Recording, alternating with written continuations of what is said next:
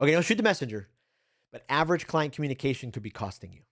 Now, costing you what? Well, maybe likability, maybe meetings, maybe influence in your community, influence in your organization, maybe referrals, maybe business, maybe the introduction you've been wanting to get because a client told you months ago about their neighbor and they've just never made the introduction. And finally, you see them on the soccer field and you walk up and they start talking to you and you talk to them and you're waiting to just figure out the way to get introduced. And then before you know it, they walk away and they never introduced you. Now, it could be a sign that they're busy, but it also could be a sign that maybe your client communication isn't where it needs to be. Now, here's the good news. The jump from average to exceptional is not very far. And that's exactly what we're going to talk about during my keynote at the conference. The keynote title is Speak with Your Client, Not at Them.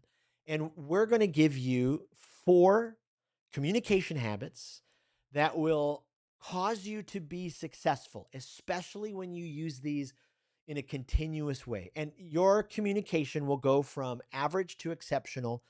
And those things will not be costing you any longer. In fact, trust will deepen, your likability will go through the roof, your ability to have incredible conversations will soar. Because here's the reality, often in financial services, and you know this, it's not our product or our wealth knowledge that causes us to lose clients or maybe not sign new clients. It's average conversations that does that. And I know at Regions, after working with you for a couple of years, you're far from average. And so I can't wait to be with you. My name is Jason Raitz.